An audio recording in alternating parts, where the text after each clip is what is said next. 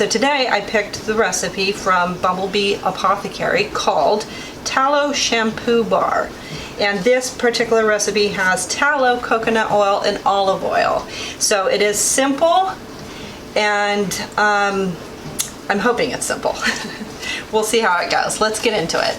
Okay, so the very first thing I've done is measure out my oils. I have 10 ounces of tallow, 10 ounces of coconut oil, 10 ounces of olive oil, and 6 ounces of castor oil. So we paused the video because we had to figure out my scale. This particular scale does not do 0.000, it just does 0.0. And so I wasn't getting the measurement that I needed for the recipe. The recipe calls for 5.11 on the lye and 13.68 on the water.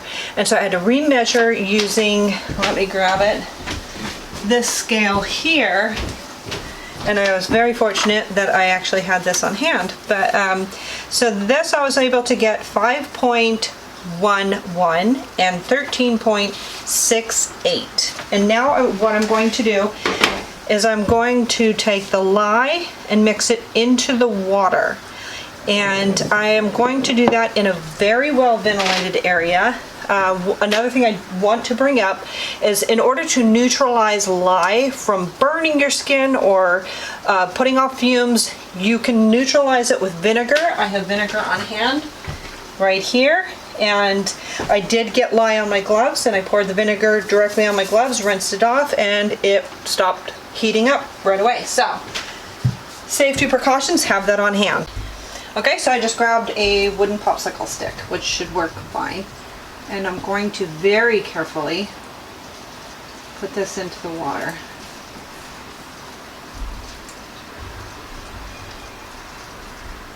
Don't want it to plop like that. You want to be careful for it to not do that, because it will burn your skin if it gets on you.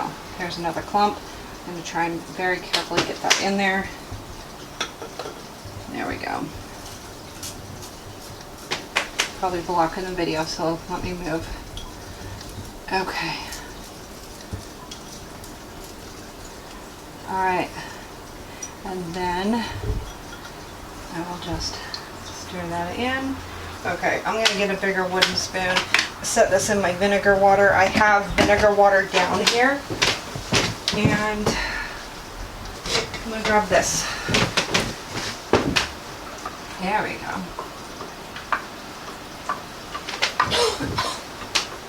I can see from this distance, I can, well, probably because the wind's blowing this direction, but I can feel the fumes coming towards my face. So I'm going to move away. And I basically am going to stir until I feel like it's dissolved. And then it can just sit.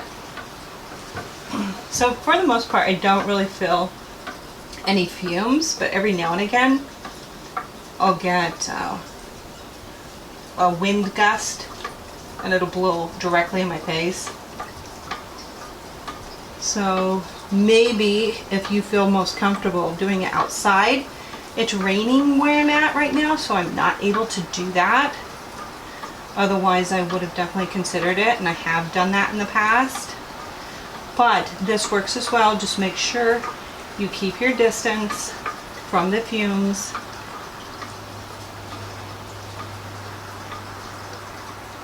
And you would have to get like a good gust of it to actually do any damage to your lungs.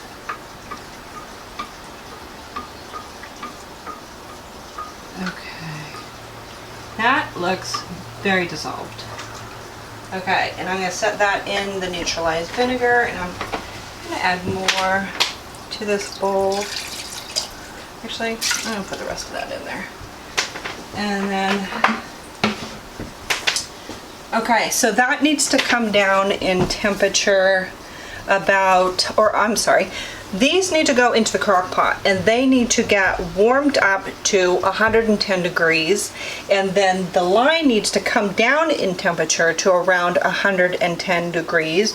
So watch, go ahead and put this right into the crock pot,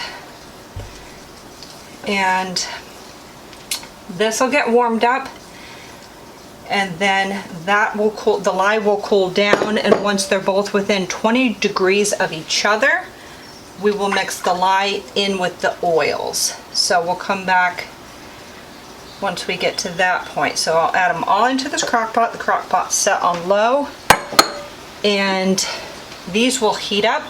I'll check the temperature either with a candy thermometer, kitchen thermometer, infrared heater.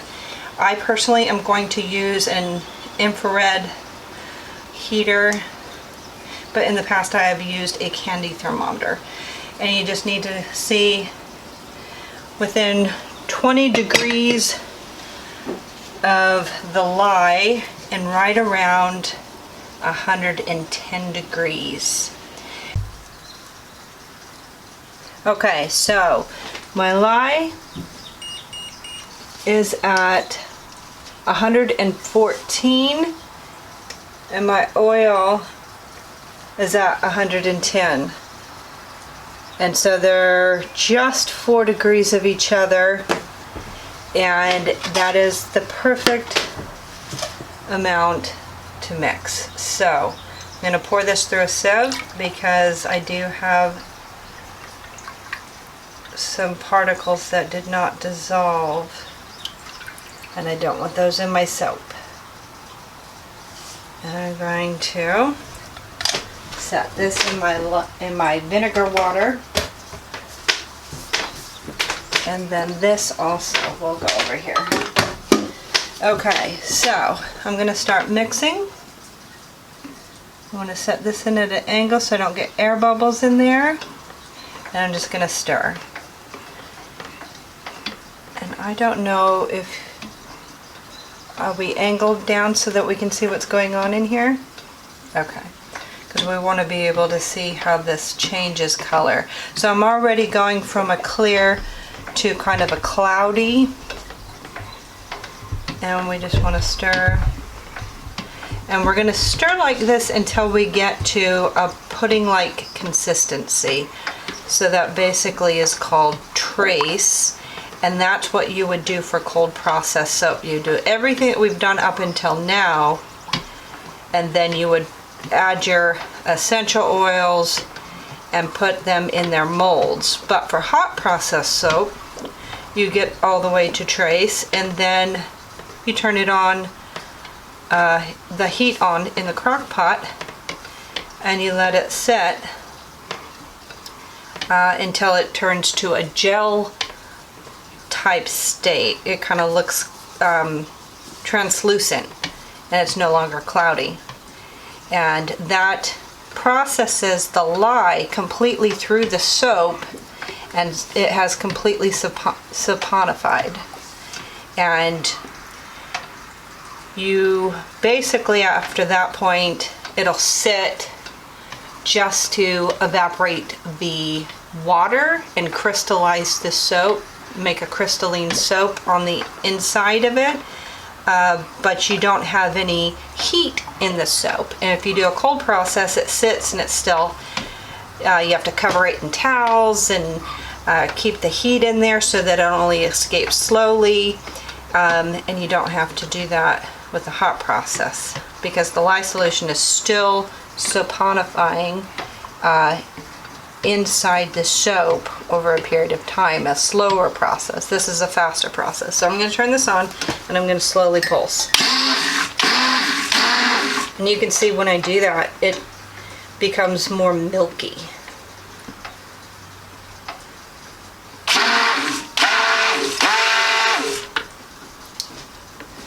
And it brings it to trace a little faster when I do that.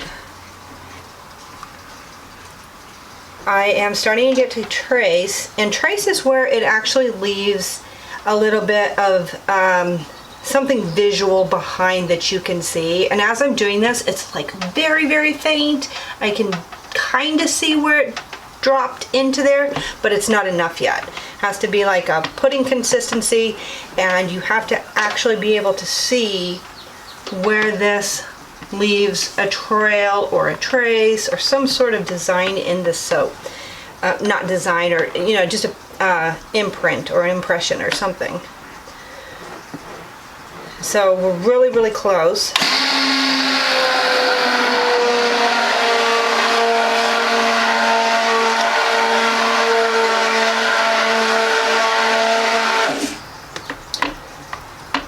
And it's looking and smelling really good. You can smell the oils, and it just kind of smells like a fresh soap. It's really nice. That's a nice color too. So you can obviously choose to color your soap using natural, like some people use carrot powder or beet powder or charcoal powder, and other people use, there's like, I guess, special soap dyes that can be used, or mica powders that can be used, and I've used the mica powders in the past, and sometimes they look nice and sometimes they look like fake bright coloring. I haven't really gotten to the point where I feel real knowledgeable, I guess, on coloring soap. So I can't really give too much advice on that, but there's a lot of information about that on the internet, obviously. And if I were to dye my soap, which I'm going to leave it natural today, but if I were going to, I'd probably want to go with like something natural, like a carrot powder. And also my understanding is the carrot infuses it with some of its own natural health benefits. So something to consider. So we're pretty close. I'm going to do this.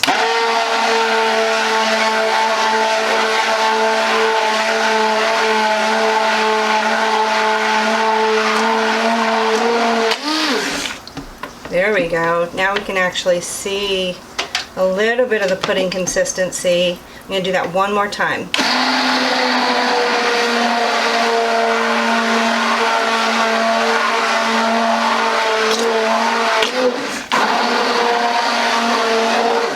I have to be really careful not to lift up when I do that, to just slowly move around. That way it does not splatter and it stays in the pot. And it looks like, there we are. If you can see that, I don't know how well that is caught on film, but there it is. So you can see the pattern and it's ready. So I'm going to go ahead, pull this out, and I'll bring you back when I'm ready to get the crock pot going in just a moment. Okay, so I'm going to take this spatula and I'm going to scrape down my sides, because whatever is left on the sides will turn crusty, and you don't want crusty sides coming down into your nice soap. So go ahead and scrape the sides, and then turn your crock pot to low and put your lid on. Leave it to sit for 30 minutes and then come back and check it. Okay, so basically we're at the, what looks like a soupy mashed potatoes, and at this stage it has finished, and we need to let it sit and cool. But it is done with the heat, so we can take it off the heat. I have taken it out of the heat core and set it on this towel to cool. I'm gonna set this on top, and then once it cools, you can add about a tablespoon of yogurt to make it creamy, and then your essential oils. But it definitely needs to cool before you put your fragrance or essential oil, or they will evaporate off to a certain extent, and you won't get as strong as a smell in your soap that you're wanting. So we'll just let this cool and we'll be back. Okay, so we've cooled down to 113, and I've been stirring it off and on to bring down the temperature, but we're starting to thicken up quite a bit, so now is the time to, it says 119, 116.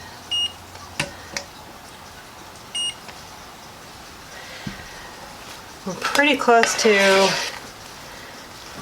the time to add the essential oil and then put it into the molds. So you just want to get it down cool enough to where you're not going to lose a bunch of your fragrance oil. And I think we're pretty close. We're pretty much there right now, definitely. First thing I'm going to do is add some yogurt, and that's about a tablespoon of yogurt. And this is homemade yogurt that I make. You can pretty much use any kind of yogurt.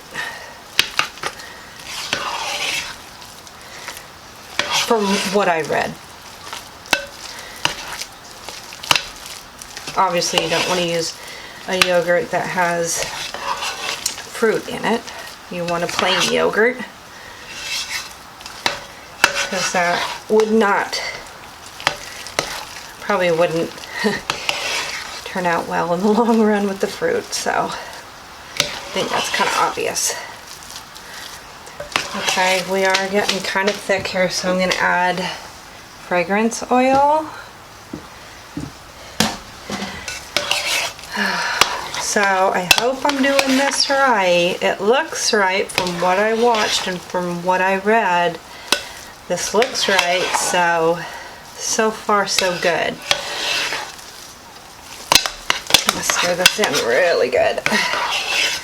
But it is getting pretty thick, so want to go fast.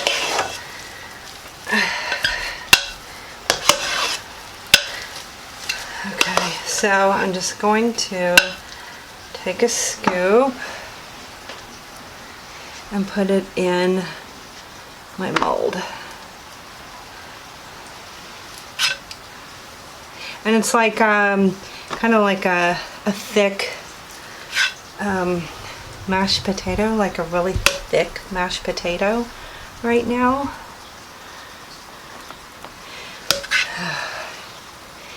Definitely want to pat down any air bubbles and work it into the mold. Probably a loaf mold would have worked better for this.